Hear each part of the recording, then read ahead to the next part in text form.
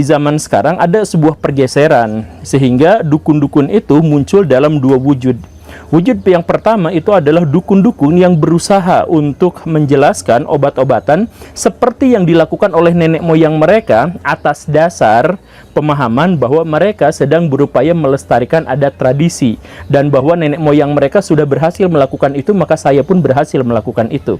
Ada dukun yang sudah seperti itu. Tetapi pada umumnya, khususnya di perkotaan, dukun-dukun seperti itu sudah tergeser oleh dokter, oleh mantri, dan lain sebagainya. Nah, maka muncullah dukun tipe kedua, yaitu siapa? Dukun penipu. Dukun penipu itu sadar bahwa kalau misalkan menjadi dukun biasa saja, mereka tidak akan laku karena sudah tergeser oleh dokter. Maka yang mereka lakukan bukan jualan obat, tapi jualan kesaktian. Jadi tanpa diminta pun mereka memperagakan hal-hal yang sakti, hal-hal yang ajaib, hal-hal yang tidak masuk akal untuk kebanyakan masyarakat, dan lain sebagainya. Bagaimana caranya? Ya, tentu saja mereka belajar dari para pesulap, dan itu adalah fakta.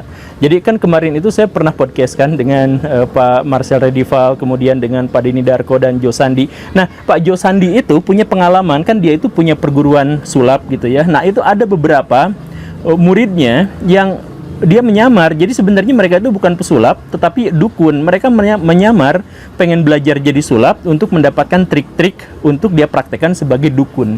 Begitu. Dan akhirnya banyak sekali dukun-dukun di Indonesia yang memang menjalankan praktek itu. Itu lebih tepatnya sebenarnya bukan dukun, tetapi dukun palsu.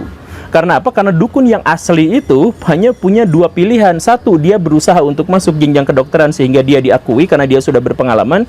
Kedua, kalau tidak seperti itu di perkotaan, konsekuensinya adalah dia tidak akan menjadi laku gitu. Karena keajaiban gak punya, kemudian metodologinya juga sudah digantikan oleh kedokteran. Nah, dukun yang palsu itu lebih canggih. Dia tahu bahwa dia tidak akan laku kalau misalkan berbenturan atau bersaing dengan dokter, maka dia kemudian memunculkan atau menjual keajaiban-keajaiban.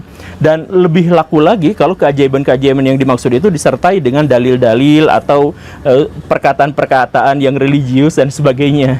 Dan disitulah letak dukun yang munafik, dukun yang penipu, itu letaknya di situ. Jadi sekali lagi, bukan seluruh dukun itu jahat, bukan seluruh dukun itu penipu atau cabul dan sebagainya. Banyak di antara mereka yang sebenarnya hanya mengikuti apa yang sudah dilakukan oleh nenek moyang mereka yang terbukti benar secara medis, walaupun tidak ada penelitiannya. Nah, itulah yang dukun yang sesungguhnya. Maka kita harus pisahkan. Kalau ada dukun yang sesungguhnya, kalau Baraya mau menganggap bahwa kita harus melestarikan dukun yang seperti itu, ya silahkan. Tetapi dengan catatan bahwa itu tidak sakral. Kalau misalkan Baraya mau mengatakan bahwa itu kan warisan nenek moyang kita, ya tidak juga. Sebenarnya bukan warisan nenek moyang kita, karena di seluruh dunia dukun-dukun semacam itu kan memang ada gitu.